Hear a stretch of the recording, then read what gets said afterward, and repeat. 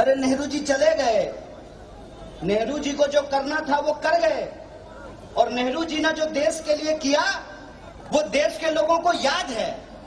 आप बताइए कि आप क्या किए हैं। ऑलरेडी जिस देश में 5 लाख लोग हर साल इंजीनियरिंग कर रहे हो, वहां पे प्रधानमंत्री के स्कीम लेकर के आते हैं, स्किल इंडिया। हम इंडिया को स्किल दिलाएंगे। अरे महाराज, इंडिया के पास ऑलरेडी बहुत स्किल है, स्किल ले लेके हम लोग बैठे हुए हैं। आप ये बताइए कि आप इंडिया को जॉब कब दिलाएंगे, आप नौकरियां कब दिलाएंगे। तो 20 साल में बिहार को गोल्डन नहीं बनाए और 5 साल और मांग रहे हैं गोवा के चुनाव में कि गोवा को गोल्डन बना देंगे। झूठ कोई इनसे बोलना सीखे, झूठ बोलने में ये माहिर हैं। सही बोले प्रधानमंत्री जी, आप सचमुच प्रधानमंत्री और मुख्यमंत्री की सरकार नहीं चला रहे हैं, आप अपने मित्रों की ही सरकार चला रहे हैं। देश का नाम लेते हैं और दोस्तों देश की संपत्ति बेचते हैं। उनको कह दीजिए हमको जिसको वोट देना है देंगे, और यहाँ विकास हो रहा था, विकास होगा। पैसा तुम्हारे बाप का नहीं, हमारे टैक्स का पैसा है। विकास का प्रोजेक्ट किसी भी हाल में हम रुकने नहीं देंगे। तुम चाहते बड़े करो, मुझे बस, मैं जितनी देर आकर के स्टेज पे बैठा हूं, मैंने इतनी ही कोंकणी सीखी है। अभी हमसे पहले जो हमारे गोवा फॉरवर्ड पार्टी के लीडर हैं वो बात कर रहे थे, तो उन्होंने जब अपनी स्पीच खत्म की तो वो जो लास्ट लाइन था वो मैं सीख लिया, और इससे ज्यादा कोंकणी मुझे नहीं आती है। इसीलिए मैं आप सबसे विनती करके हिंदी में बोलने की इजाजत चाहता हूं। बहुत बहुत शुक्रिया, बहुत बहुत धन्यवाद। साथियों, मेरी आवाज जहां तक पहुंच रही है, मैं सभी आदरणीय बुजुर्गों का, माताओं बहनों का, नौजवान दोस्तों का, दुकान चलाने वाले, होटल चलाने वाले, खेती करने वाले, नौकरी करने वाले, मेहनत मजदूरी करके अपने परिवार का भरण पोषण करने वाले तमाम गोयंकर का, गोवा के सभी निवासियों का, फोंडा के सभी निवासियों का क्रांतिकारी इस्तकबाल करता हूं, आपका हार्दिक अभिनंदन करता हूं। मैं बोलने से पहले ही इसलिए इजाजत मांग लिया कि जबरदस्ती टेलीप्रॉम्प्टर तो है नहीं हमारे पास प्रधानमंत्री के जैसा, और गलत कोंकणी बोलने से अच्छा है कि अपनी ही भाषा में बात की जाए। लेकिन इसका यह कतई मतलब नहीं है कि मैं बिहार से, बेगूसराय से चल करके आपके बीच आया हूं, मैं अपनी मातृभाषा आपके ऊपर नहीं थोपना चाहता हूं। आपकी जो मातृभाषा है, चाहे वो कोंकणी हो, उर्दू हो, हिंदी हो, कन्नड़ हो, मलयालम हो, सबका मैं बराबर सम्मान करता हूं। लेकिन इस देश की एक खासियत है, यह देश एक ऐसा बगीचा है जिसमें सिर्फ एक रंग के फूल नहीं है, इसमें हर रंग के फूल हैं। इस देश में जिस तरीके से प्रकृति ने अपने बागवान को सजाया है, वैसे ही इस देश के इतिहास ने इस देश के बागवान को खूबसूरत बनाया है। आप किसी कॉन्स्टिट्यूएंसी को देख लीजिए, हिंदू भी हैं, मुस्लिम भी हैं, क्रिश्चियन भी हैं, तमाम तरीके के लोग एक साथ इस देश के नागरिक की तरह बराबरी के अधिकार के साथ, अपनेपन के भाव के साथ मिलजुल करके रहना चाहते हैं। ये हमारी सच्चाई है। और जो हमारी खुशियां हैं और हमारी जो तकलीफें हैं, वो भी अलग अलग नहीं है। मैं इसका एक सिंपल एग्जांपल आपको देता हूं। ऐसा करते हैं कि अलग अलग अटायर पहन लेते हैं। कोई हिंदू का अटायर पहन ले, कोई क्रिश्चियन का कपड़ा पहन ले, और कोई मुस्लिम का अटायर पहन ले। बगल में पेट्रोल पंप है हिंदुस्तान पेट्रोलियम का, एकदम बगल में। वहां पर जाते हैं अपनी अपनी स्कूटी लेकर के और ये देखते हैं कि हमारे कपड़ों को देख करके पेट्रोल पंप वाला पेट्रोल का अलग अलग दाम लेता है कि नहीं लेता है। कहते हैं ना, एक कहावत है, हाथ कंगन को आरसी क्या, पढ़े लिखे को फारसी क्या। इसमें क्या दिक्कत है? हमारे जीवन की जो समस्याएं हैं जिससे हम रोज जूझते हैं वो है महंगाई। हमारे जीवन की समस्याएं हैं कि हमारे परिवार के नौजवानों को नौकरियां नहीं मिल रही है, वो है बेकारी। हमारे जीवन की समस्याएं हैं कि हम जिस भी काम धंधे में लगे हुए हैं, कोरोना के चलते, लॉकडाउन के चलते, गलत नोटबंदी के चलते, गलत जीएसटी के चलते आज वो कारोबार दम तोड़ रहा है। बहुत दूर तो नहीं है, आपके आसपास बहुत सारे बीचेज हैं। किसी भी सैक वाले से जाकर के पूछिए कि पिछले 2 साल में उनके साथ क्या हुआ है। जब थोड़ा सा धंधा चलना शुरू होता है तो प्रधानमंत्री का रात का 8 बजे वाला भाषण आ जाता है, भाइयों और बहनों, पता ही नहीं है कि ये इंसान इस बार क्या बंद कर देगा। ऐसी परिस्थिति में हमारे देश के जो लोग हैं, हम उनको नमस्कार भी कहते हैं, आदाब भी कहते हैं, गुड इवनिंग भी कहते हैं। मसला क्या है? मसला यह है कि हमारी अपनी एक पहचान है, वो अलग अलग हो सकती है, लेकिन वो पहचान हमने जानबूझ करके नहीं प्राप्त की है। वो पहचान हमको हमारे जन्म के साथ ही मिल जाता है। मान लीजिए मेरा नाम कन्हैया है, तो इसमें मेरा क्या है? क्या हमने जो है कहीं एप्लीकेशन दिया था क्या कि ऐसा कीजिए प्रभु कि मुझे बिहार में पैदा कीजिए और जो है हमें जो है कन्हैया नाम दिलवा दीजिए। जिस भी धर्म या भाषा के आप हों, जिस भी जाति या समुदाय के आप हों, उसमें आप पैदा हुए हैं और वो आपके हाथ में नहीं है। जो ही आप पैदा इस देश में होंगे, आपकी कोई ना कोई भाषा होगी, आपकी कोई ना कोई संस्कृति होगी, आपकी कोई ना कोई जाति होगी, आपका कोई ना कोई धर्म होगा। लेकिन लोकतंत्र के जिस महापर्व को हम सेलिब्रेट करते हैं, चुनाव चल रहा है। कल प्रधानमंत्री जी गोवा में झूठ बोलने के लिए आए थे, तो हमको उनका भाषण सुनकर के लगा कि झूठ ही बोलना है तो बिला वजह का जो है 8,500 करोड़ का रुपया का हवाई जहाज खरीदे, हजारों रुपया जो है खर्च करके गोवा आए, और गोवा आए तो 2 घंटे तक गोवा के लोग परेशान रहे। जिस मांडवी ब्रिज का वो जिक्र कर रहे थे, जिस न्यू जुआरी ब्रिज का वो जिक्र कर रहे थे, जो अभी बना नहीं है, गलती से स्कूटी लेके नहीं चल जाइएगा, गिर जाइएगा उसमें, अभी भी वो अधूरा ही है। जो बातें 2011 में किए गए थे वही बातें 2022 में भी किए जा रहे हैं, उसमें मैं बाद में बात करूंगा। तो हमको लगा कि प्रधानमंत्री जी झूठ ही बोलना है, गोवा का नहीं जाने की क्या जरूरत है। जैसे एएनआई को बुला करके इंटरव्यू दिए थे, दिल्ली में ही पीएमओ में बैठ करके झूठ बोल लेते भरदम। आजकल पार्लियामेंट में भी आप यही कर रहे हैं।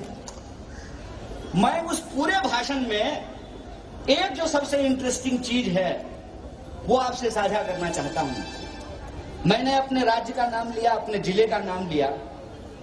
हमारा गोवा के इतिहास के साथ सच वाला, प्रधानमंत्री जी वाला नहीं, वो देश के किसी कोने में जाते हैं, अपना रिश्ता वहां से निकाल लेते हैं। मैं आपको सचमुच एक हिस्ट्री बताता हूं कि हमारे इलाके के नौजवान गोवा लिबरेशन मूवमेंट में शामिल होने के लिए आए थे, और ये जो साहब हैं ये एक बार झूठ बोलते बोलते ये बोल दिए कि प्रधानमंत्री हम भी शामिल हुए थे 7.5 साल की उम्र में। झूठ का कोई सर पैर नहीं होता है। और उसी झूठ की कड़ी में इन्होंने कहा कि नेहरू जी नहीं चाहते थे कि गोवा आजाद हो जाए। मैं आप सब लोगों से जानना चाहता हूं, आप गोवा के लोग हैं, अगर नेहरू जी नहीं चाहते थे कि गोवा आजाद हो जाए तो गोवा आजाद हुआ। गोवा आजाद होने के बाद यहां चुनाव हुआ। चुनाव जब हुआ, कांग्रेस जीती थी कि बीजेपी जीती थी? कांग्रेस ही जीती थी ना, मैं ठीक बोल रहा हूं? जो पार्टी जीती, जिस पार्टी को यहां के लोगों ने आशीर्वाद दिया, उसके काम को और उसके इतिहास को भुला दिया जाए। और जो अभी आए हैं और वो कह रहे हैं कि गोवा का इतिहास 2011 से ही शुरू हुआ है, इस इतिहास को आप मानेंगे? उसी तरह से 1980 में बीजेपी बनी, 2014 में फुल मेजॉरिटी मिला, और वो कह रहे हैं कि भारत का इतिहास 2014 से ही शुरू हुआ है। मैं कहता हूं, चाहे आप धर्म की बात कर लीजिए या देश की बात कर लीजिए, हिंदू धर्म आरएसएस बीजेपी के बनने के पहले था, है और रहेगा। बेईमानी करना बंद कीजिए। भारत देश जो सभी धर्म के लोगों का देश है, जिस देश का अपना एक संविधान है, वो देश आपसे पहले था, है और रहेगा। आप बेईमानी करना बंद कर दीजिए। मसला क्या है? मसला यह है कि आप में से बहुत सारे लोगों ने हाथ की सफाई देखी होगी, जादूगर की। मैं अपने बचपन का एक अनुभव आपको सुनाता हूं। मैं स्कूल से लौट रहा था तो चौराहे पे नुक्कड़ पर एक जादूगर जादू दिखा रहा था। उस जादूगर ने जादू में यह दिखाया कि उसने कागज से नोट बनाया। मैं बहुत खुश हो गया। ये जादू मुझे भी सीखना है। पढ़ने की क्या जरूरत है? सारा कॉपी और किताब के जितने पेज हैं सबको नोट में बदल देंगे। जादू खत्म हुई और वही जादूगर जो पब्लिक जमा थी उससे पैसा मांगना शुरू कर दी। वो मेरे पास भी आया, बोला निकाल बचवा कुछ। हमने कहा मेरे पास सिर्फ कागज है, आप कहें तो मैं अपनी कॉपी दे देता हूं, आप नोट बना लीजिएगा, क्योंकि आपको तो कागज से नोट बनाने के लिए आता है। बोला बच्चा हो, बड़े होगे तो समझ जाओगे। बड़े हो गए हैं, समझ में आ गया है। ये कहते हैं कि हम गोवा में 5,000 करोड़ का इन्वेस्टमेंट लाएंगे। आप 5,000 करोड़ का इन्वेस्टमेंट लाएंगे, आप देने वाले हैं। अरे आप कौन होते हैं देने वाले? आप हमारा खून चूसते हैं टैक्स के रूप में। कोरोना हुआ, उससे पहले नोटबंदी हुई, जीएसटी हुई, धंधे का नुकसान हुआ। मैं दुकानदारों से पूछना चाहता हूं, कोरोना के दौरान जो नुकसान हुआ, सरकार ने आपको कितना मुआवजा दिया है, आपको कितना फायदा पहुंचाया है? कहते हैं कि हम हॉस्पिटैलिटी बिजनेस को बढ़ावा देने के लिए 5 लाख करोड़, मुंह ही तो है, कुछ भी बोल देंगे, बोलने में थोड़ी टैक्स लगता है। 5 लाख करोड़ का पैकेज लेकर के आए हैं। एक तो पैकेज से ज्यादा घपला और कुछ नहीं होता है। जो नौजवान बीटेक किया है, एमबीए किया है, नौकरी के लिए जब इंटरव्यू देने के लिए जाता है तो एचआर वाले कहते हैं कि आपको हम पैकेज देंगे। सरकार भी कहती है हम आपको पैकेज देंगे। और पैकेज में होता क्या है? पैकेज में एक्चुअली यह बात भुलाने की कोशिश की जाती है कि आपके हाथ में कितना पेमेंट दिया जाएगा। 5 लाख करोड़ का आप पैकेज दे रहे हैं, ग्राउंड पे क्या हो रहा है? इससे पहले भी आपने जो है 1 लाख करोड़ का पैकेज दिया, उससे पहले भी आपने 30 लाख करोड़ का पैकेज दिया।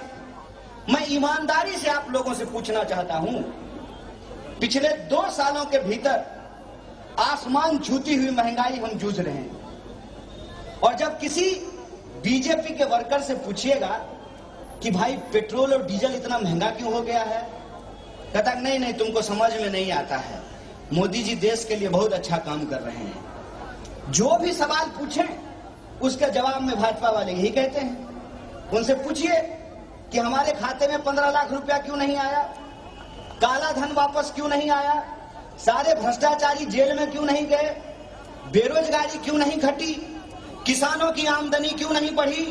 2022 में हम लोग खड़े हैं, प्रधानमंत्री जी ने पार्लियामेंट में खड़ा होकर के कहा था कि 2022 तक किसानों की आमदनी डबल हो जाएगी। अब 2022 जब आ गया है तो प्रधानमंत्री कहते हैं कि ये 2047 में होगा, और 2047 में हो सकता है कहते हैं कि ये 2085 में होगा।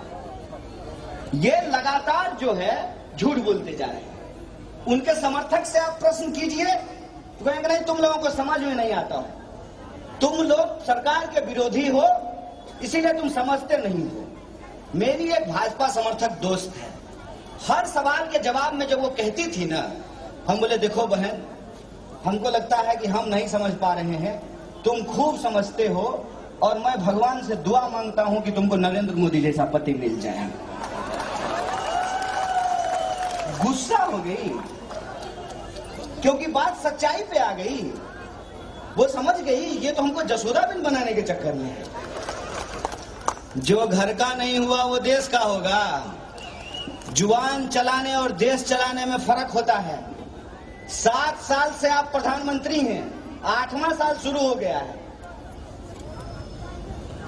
7 साल से आप प्रधानमंत्री हैं और हर सवाल के जवाब में ये नेहरू के पास चले जाते हैं।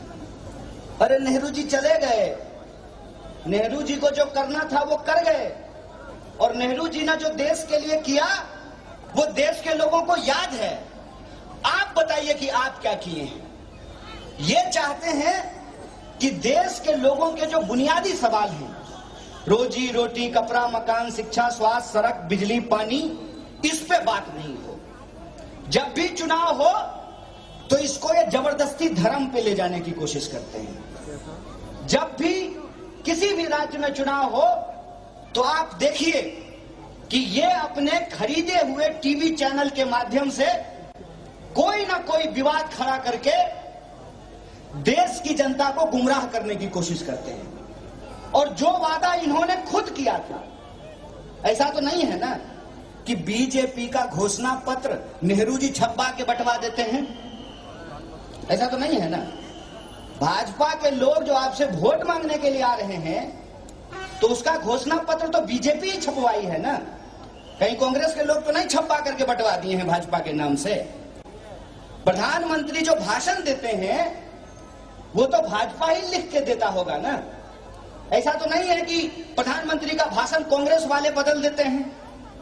प्रधानमंत्री अपने ही मुंह से बोले थे ना कि हर साल 2 करोड़ नौकरी देंगे, बोले थे कि नहीं बोले थे? आपके खाते में 15 लाख रुपया आएगा, किसानों की आमदनी दुगुनी की जाएगी, ये सब प्रधानमंत्री के शब्द हैं। कल प्रधानमंत्री आए तो कल भी यही बात दोहरा रहे थे कि गोवा गोल्डन हो जाएगा, गोवा का फुल फॉर्म बता रहे थे। गोवा गोल्डन कैसे होगा ये तो बताइए। पहली बार गोवा में सबसे ज्यादा बेरोजगारी है 50 साल में, इतनी ज्यादा बेरोजगारी कभी नहीं थी। और आंकड़े बताते हैं कि 25,000 नौजवानों ने आत्महत्या कर ली। क्या कैसे नहीं कर लेगा मुझे बताइए। ये वैलेंटाइन वीक चल रहा है, रोज डे से लेकर के वैलेंटाइन डे तक जाएगा, आज प्रॉमिस डे है। बेरोजगार नौजवानों की हालत यह है कि सरकार उसका प्रॉमिस नहीं पूरा कर पा रही है और वो अपने सरकार का प्रॉमिस नहीं पूरा कर पा रहे हैं। लड़की पूछती है कब ब्याह होगा, शादी कब मनाओगे? वो कहता है जब नौकरी मिलेगी। बोला पिछले 4 साल से यही बोल रहे हो कि जब नौकरी मिलेगी तो शादी मनाएंगे। तो बोला पिछले 4 साल से वैकेंसी ही नहीं आ रही है, ना वैकेंसी आ रही है, ना नौकरी मिल रही है, ना शादी हो रही है। क्या वैलेंटाइन डे मनाएगा लोग? ये स्थिति है कि घर के अंदर एक लोग कमाने वाला है, 5 लोग 7 लोग खाने वाला है। ऐसा नहीं है कि वो पढ़ा लिखा नहीं है। मैं आपको एक आंकड़ा बताता हूं कि हर साल देश में 5 लाख लोग इंजीनियरिंग करते हैं, बीटेक करते हैं। ऑलरेडी जिस देश में 5 लाख लोग हर साल इंजीनियरिंग कर रहे हो, वहां पे प्रधानमंत्री की स्कीम लेकर के आते हैं, स्किल इंडिया। हम इंडिया को स्किल दिलाएंगे।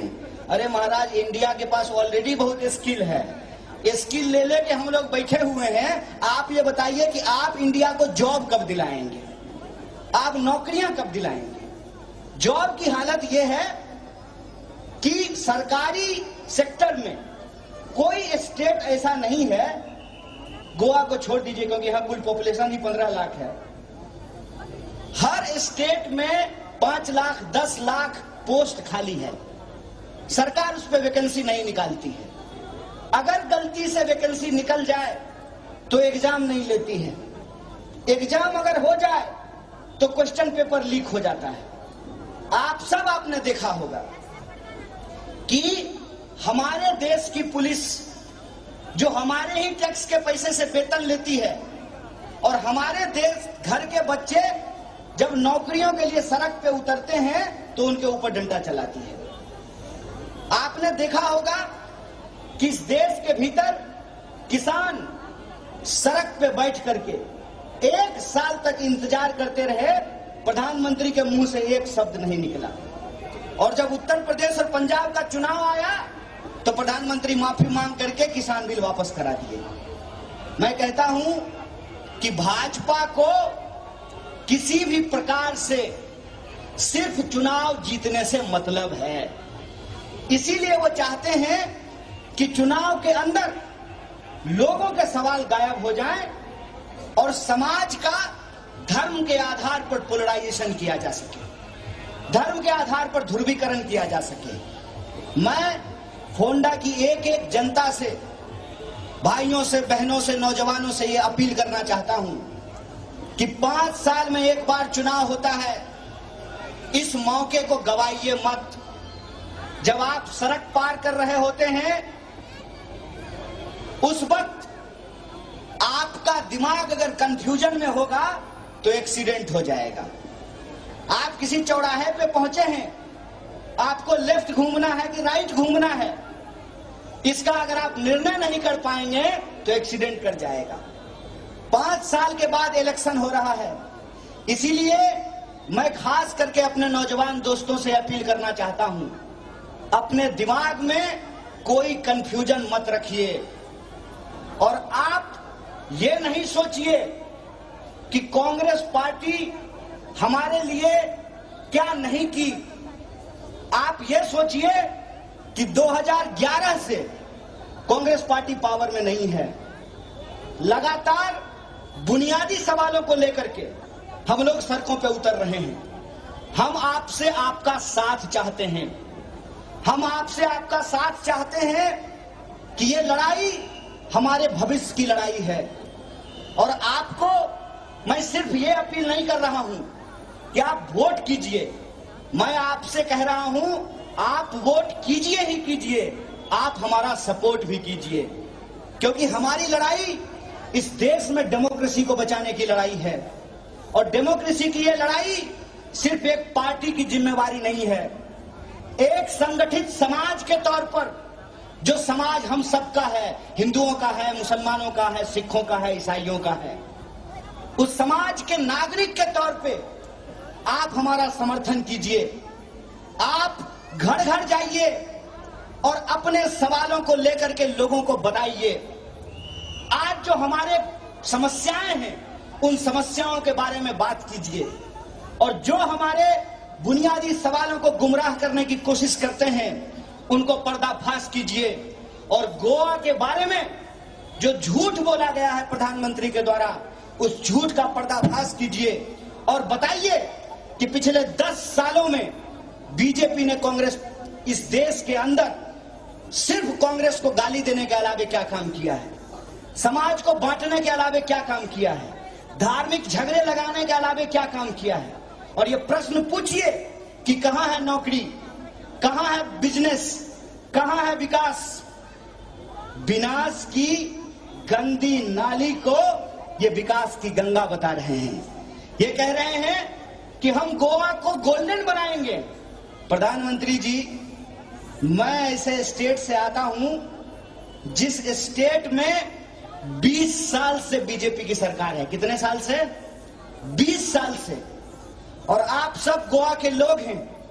आप मुझे बताइए कि बिहार से आया हुआ इंसान आपको गोवा में मजदूरी करता हुआ दिखता है कि नहीं दिखता है? तो 20 साल में बिहार को गोल्डन नहीं बनाए और 5 साल और मांग रहे हैं गोवा के चुनाव में कि गोवा को गोल्डन बना देंगे। झूठ कोई इनसे बोलना सीखे। झूठ बोलने में ये माहिर हैं। मैं कहता हूं गोवा गोल्डन है। गोवा गोल्डन है गोवा के लोगों से। और गोवा के जो गोल्डन लोग हैं उनका जो सवाल है वो चुनाव का मुद्दा होना चाहिए। और उनका सवाल ये है कि हर नौजवान को नौकरी मिलनी चाहिए। पेट्रोल और डीजल 80 रुपए से ज्यादा में नहीं बिकना चाहिए। जो विकास की योजनाएं आधे अधूरी हैं, उस विकास की योजनाओं को पूरा किया जाना चाहिए। और टूरिज्म की बात करते हैं ये, मैं कहता हूं टूरिज्म का फायदा भी गोवा के लोगों को तब मिलेगा जब उसमें आपका पार्टिसिपेशन रहेगा।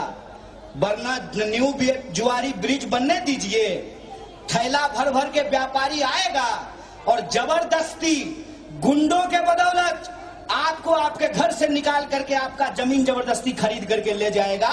ये गोवा बनाना चाहते हैं। टूरिज्म विकसित होगा, लेकिन टूरिज्म विकसित तब होगा जब उसमें गोवा के जो मूल निवासी हैं उनका पार्टिसिपेशन होगा। डेवलपमेंट पार्टिसिपेशन से होता है, वो इंक्लूसिव होता है, तब उसका फायदा वहां के लोगों को मिलता है। वरना मैं आपको बता दूं, भारत के किसी भी टूरिस्ट स्पॉट पे चले जाइए, प्लेट साफ करने वाला लोकल और होटल का मालिक किसी और जगह का होता है। हमको ऐसा डेवलपमेंट नहीं चाहिए। इसीलिए मैं आपसे कहना चाहता हूं कि गोवा के लोगों का जो सवाल है वो सवाल रोजी रोजगार का सवाल है, वो सवाल विकास का सवाल है।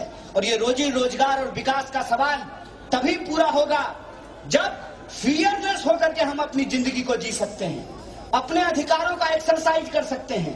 हमको इस देश के संविधान ने जो अधिकार दिया है उसको हम जीते हुए अपने जीवन को आगे बढ़ा सकते हैं और अपने आने वाली पीढ़ी को बेहतर बना सकते हैं। ये क्या करते हैं? मुद्दों को भटकाने के लिए आज की बात नहीं करते हैं, फ्यूचर की बात नहीं करते हैं, बार बार आपको झूठे इतिहास के दलदल में ले जाते हैं ताकि आपके बच्चे का भविष्य बिगाड़ सकें। इसीलिए मैं आपसे कहता हूं भाजपा के लोगों से डरने की जरूरत नहीं है। भाजपा के लोग आजकल गोवा चुनाव प्रचार में घूम घूम करके वोटर को डरा रहे हैं, उनको धमका रहे हैं और कहते हैं कि डबल इंजन की सरकार नहीं रहेगी तो डेवलपमेंट का प्रोजेक्ट रुक जाएगा। भाजपा के समर्थक गोयंकर को जाकर कहते हैं कि बीजेपी को वोट नहीं दीजिएगा तो जितना डेवलपमेंट का प्रोजेक्ट चल रहा है वो बंद हो जाएगा। तो मैं आपको एक बात कहना चाहता हूं, केरल के एक साथी हमारे बीच में बैठे हुए हैं, आज तक केरल में भाजपा की सरकार नहीं बनी है। क्या केरला डेवलप नहीं है? 20 साल से बिहार में भाजपा की सरकार है, तब भी जो है गोवा के डेवलपमेंट को हम नहीं छू पाए हैं। ये जो लोग डरा रहे हैं उनको कह दीजिए हमको जिसको वोट देना है देंगे और यहाँ विकास हो रहा था, विकास होगा। पैसा तुम्हारे बाप का नहीं, हमारे टैक्स का पैसा है। विकास का प्रोजेक्ट किसी भी हाल में हम रुकने नहीं देंगे। ये कहते हैं कि भाजपा को वोट नहीं दीजिएगा तो विकास कार्य रुक जाएगा। डबल इंजन की सरकार बनाइए। साहब, इस महंगाई में जहां पेट्रोल 100 रुपये लीटर बिक रहा हो, वहां जब घर में 2 कार चलाना मुश्किल हो तो 2 इंजन वाली सरकार चलाना भी मुश्किल होता है। एक तो प्रधानमंत्री और दूसरा कह रहे थे मुख्यमंत्री। और मुख्यमंत्री के बारे में प्रधानमंत्री जी ने कहा कि ये तो अपने आप को मुख्य मित्र कहते हैं। सही बोले प्रधानमंत्री जी। आप सचमुच प्रधानमंत्री और मुख्यमंत्री की सरकार नहीं चला रहे हैं, आप अपनी मित्रों की ही सरकार चला रहे हैं। देश का नाम लेते हैं और दोस्तों देश की संपत्ति बेचते हैं। इसीलिए मैं गोवा के तमाम साथियों से आग्रह करना चाहता हूं कि कोई कंफ्यूजन नहीं रखना है। आर पार की लड़ाई है। पांचों राज्य में कांग्रेस भाजपा के मुकाबले में खड़ी है और ये लड़ाई सिर्फ हमारे लिए प्रधानमंत्री और मुख्यमंत्री बनने की लड़ाई नहीं है। ये लड़ाई हमारे लिए इस देश की जो संस्कृति है, इसकी जो एकता है, उसको बचाने की लड़ाई है। इसीलिए मैं गोवा के आप तमाम साथियों से अपील करना चाहता हूं। हमारे दो प्रत्याशी दोनों आसपास के कॉन्स्टिट्यूंसी के आपके बीच में मौजूद हैं। इनको एमएलए की तरह नहीं, कांग्रेस पार्टी के एक सिपाही की तरह वोट दीजिए। और एक बात कहता हूं कि जो कहते हैं कि कांग्रेस के एमएलए जीत करके भाग जाते हैं, देखिए ऐसा है ना कि जिनको भागना होता है ना वही भाग जाते हैं। जिनको आज देश बचाने के लिए लड़ना है वो एड़ी टिका करके कांग्रेस में टिके हुए हैं, और जो बाहर थे वो भी कांग्रेस में आ गए हैं, क्योंकि हम इस देश से प्यार करते हैं। हमारे लिए राजनीति का मतलब जनता के हक और अधिकार के लिए लड़ना होता है। और लड़ाई का जहां तक संदर्भ है तो मैं आखिरी बात बोलकर अपनी बात खत्म करना चाहता हूं कि जो कांग्रेस पार्टी इस देश की आजादी के लिए लड़ी थी, वही कांग्रेस पार्टी इस देश की आजादी को बचा सकती है। इसीलिए आप अपने जीवन में जब जो भी निर्णय लेते हैं तो आप अनुभव पे भरोसा करते हैं। आप उस टेलर के पास कपड़ा बनवाना चाहते हैं जो टेलर 50 साल से आपका कपड़ा बनवा रहा हो। आप उस वकील के पास अपना मुकदमा देना चाहते हैं जो 50 साल से केस लड़ रहा हो। आप उस डॉक्टर के पास दिखाना चाहते हैं जो 50 साल से आपके परिवार को देख रहा हो। आप अपने निर्णय को लेकर के अनुभव पे ध्यान देते हैं। अंग्रेजी में एक कहावत कही गई है, there is nothing before experience. Congress party को देश चलाने का अनुभव है, कांग्रेस पार्टी को गोवा चलाने का अनुभव है। आपने एक नए ड्राइवर के हाथ में गाड़ी देकर के देख लिया, ये न्यू जुआरी ब्रिज से उसको पानी में गिरा दिया है। इस नए ड्राइवर को सीट से हटाइए। एक्सपीरियंस देश के चलाने वाले जो कांग्रेस के सच्चे सिपाही हैं उनका समर्थन दीजिए। और एक आखिरी बात बोल करके कहते हैं, जाके पैर न फटे विवाई, वो का जाने पीड़ पड़ाई। जो औरत बच्चा पैदा करती है उसको पता होता है कि प्रसव की पीड़ा क्या होती है। इसीलिए मैं आपसे कह रहा हूं कि हम लोग कांग्रेस पार्टी के कार्यकर्ता इस देश से मोहब्बत करते हैं। इस देश को बनाने में हमारी पार्टी का योगदान है। और जिस नेहरू को ये गाली देते हैं, अगर वो नेहरू नहीं होते तो देश का ये स्वरूप नहीं होता। आज उस स्वरूप को ये बिगाड़ना चाहते हैं कपड़ों के नाम पर, धर्म के नाम पर, मंदिर मस्जिद के नाम पर। ये देश को हम बिगड़ने नहीं देंगे। आप अपना समर्थन दीजिए।